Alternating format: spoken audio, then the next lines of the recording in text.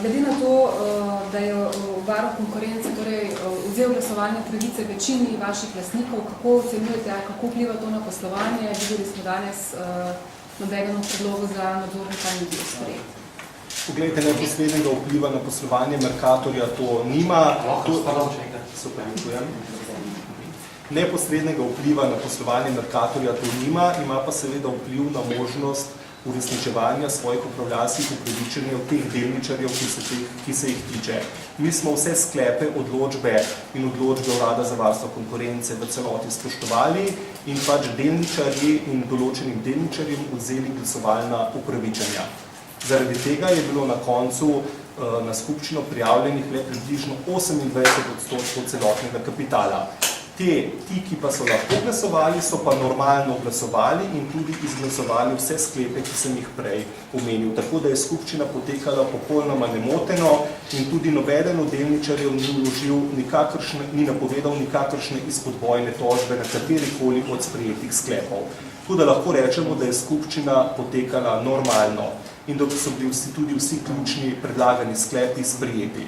Z vidika družbe je namreč ključni sklep, ki se nanaša na predlog uporabe bilančnega dobička, kajti na podlagi potrditve tega sklepa bomo lahko našim delničarjem izplačali dividende in sicer v roku 30 dni od današnjega dne.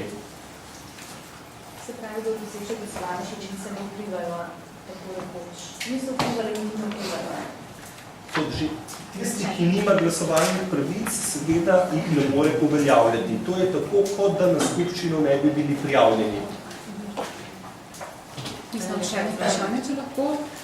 Gospod Debeljak, pred časom, nekaj tedno, mislim, da je od tega, so zaposleni z Urada varstva za konkurence z vaših računalnikov presneli vašo poslovno pošto, skratka poslovno korespondenco. Nismo vas še slišali od takrat, kako gledate na ta njihov korak in pa kako daleč so tisti pravni ukrepi, ki ste jih vi, ki jih je Mercator potem sprožil.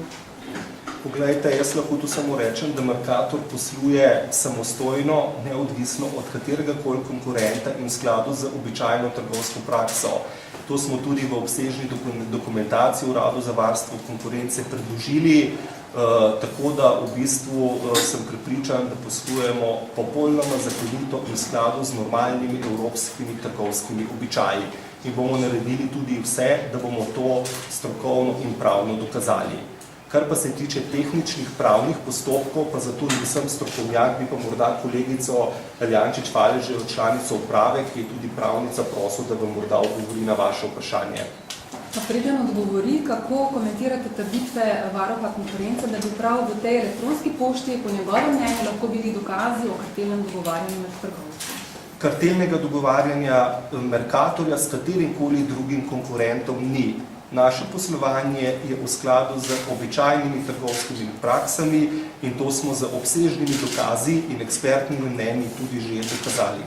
Hvala. Se ne vem, če je potrebno sploh še kako drugo pojasnilo.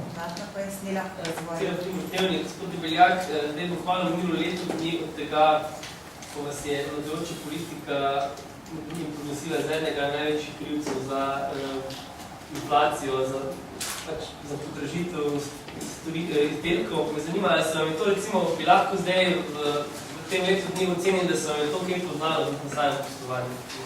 Poleg teh zahtevnejših pogojev povezanih z finančno krizo in vsem ostalim, kar meni je tukaj sporočilo, če se vam je tudi ta v bistvu ta debata o inflaciji, kjer ste bili tukaj dosti notri zajeti, kjer poznali na samem poslovanju. No, poglejte, najprej bom poudaril naslednje, kar smo že večkrat poudarili. Dvigi cen hrane, do katerih je prišlo zaradi dvigov strani naših dobaviteljev, trgovini škodijo. Trgovci si želimo čim nižje cene za naše potrošnike, kar je logično, ker imajo s tem potrošniki največjo kupno moč. In neposredno se posledice negativnih učinkov inflacije vidijo v našem poslovanju. Spremenila se je struktura potrošnje, opažamo, da potrošniki raje posegajo po izdelkih nižjih cenovnih razredov, vse več in več prodamo izdelkov naših lastnih trgovskih znanj, spreminja se struktura potrošnje, hkrati pa padajo tudi naše marže, ker izvajamo številne aktivnosti za to, da bi omilili podražitve za naše potrošnike.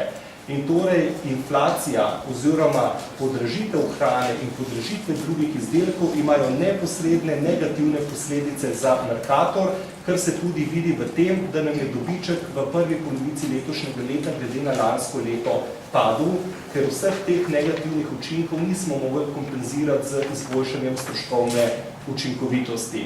Kar pa se tiče vašega drugega dela vprašanja, ali ta negativna kampanja, ki je bil Mercator izpostavljen, pa s tem pa pravzaprav tudi celotna slovenska trgovina, ali kaj vpliva na poslovanje, pa je odgovor zagotovo. Stalno ponavljanje neresnic in neutemeljenih očitkov o tem, da ne bi bil Mercator in trgovina kriva za podražitve, vpliva tudi na zavest potrošnikov in zmanjšuje zaupanje v trgovino in v ugled Mercatorja. Tako da zagotovo je tudi to negativno pripomoglo k našemu poslovanju. Tu še eno podvprašanje. Zdaj ste rekli, da potrošniki vedno raje posegajo po nizkocenovnih izdelkih. Se pravi, bi lahko v naslednjem letu prišlo do pomembnejšega premika deležev na trgu v korist diskontov. Kar kolegico Jesenkovo prosil, če lahko odgovori. Ja, jaz bi pa mogoče samo še naprejšnje vprašanje, in dodatek dala. Poleg tega, kar smo že večkrat poudarili, zniževanje marž v korist naših potrošnikov, to se pravi, da smo obležili dejansko dvige cen, moram poudariti, da smo skoraj 30% najavljenih dvigov zamaknili oziroma zakasnili strani dobaviteljev. Kar 9% jih pa nismo sprejeli, bodisi smo iskali nadomestne vire oziroma smo pač v dogovoru z dobavitelji poiskali alternativne variante. Tako da tukaj bi vsem poudarila, da to, kar je tudi predsednik prej povedal, je ta percepcija, ki se ustvarja v javnosti na osnovi teh podatkov, so popolnoma zgrešena. Zdaj pa, kar se tiče preusmerjanja nakupov, je pa v bistvu to povsem običajno tudi v svetu, da diskonti na določenih blagovnih skupinah, kjer so kupci recimo bolj občutljivi na cene in pa manj na kakovost, seveda dosegajo določen odliv kupcev od tradicionalnih trgovcev. To je predvsem pač na nekaterih segmentih suhega programa, kot ga mi imenujemo. Seveda se pa mi za vsemi aktivnostmi, ki jih delamo, tako z novimi izdelki trgovske znamke, borimo proti temu. To je tudi običajni odgovor vseh trgovcev globalno. Uvedba nizkocenovnih linij, novih, bolj cenovno atraktivnih izdelkov in tako naprej. Hvala lepa. Še kakšna radovednost za potešitev v tem trenutku, ki ni naše uprave? Še vprašala na tudi sveta kanalu. Zanima glede vašega predloga, torej predlog za novega člana nadzornega sveta, torej, ki prihaja iz Avstrije, torej od morebitnega oziroma domnevnega novega lastnika. Torej, ste podpisani klubi, med njim torej tudi nadzorni svet. Torej, gre za neke vrste torej špekulacijo, torej, da že njega torej date torej, kot člana nadzornega sveta, če ravno do te kupčije še ni prišlo, ne nazadnje to kupčijo, torej, da Infant Holding poda svoj delež ostricam, je pripričal torej prav Sovšakov urad. Poglejte, najprej bi popravil, sklicuje ta skupščina nadzornem svetu uprava, ampak konkretno predlog o nadzornem svetu, pa o novem članu nadzornega sveta pa je izključno v pristojnosti nadzornega sveta. S tem uprava nima ničesar, tako da bi v bistvu vaše vprašanje mora nasloviti na nadzorni svet. Sicer pa nobeden od predlaganih novih članov nadzornega sveta ni bil izglasovan. In kot veste, je osnovni predlog, ki ste ga omenili, predlagal nadzorni svet družbe, gospoda Pučka. Na to je vse slovensko združenje malih delničarjev predlagano gospoda Verbiča za svojega kandidata. Na to je eden od delničarjev Mercatorja, Rodič NB trgovina, predlagano svojega kandidata, gospoda Tomiča. Danes pa sta na skupščini dva delničarja, KLM in Elektra, predlagala za novo članico nadzornega sveta, gospod Jadranko Dakič. In nobeden od teh 4 predlogov ni bil izglasovan, izglasovalo se je pa o vseh 4 predlogih.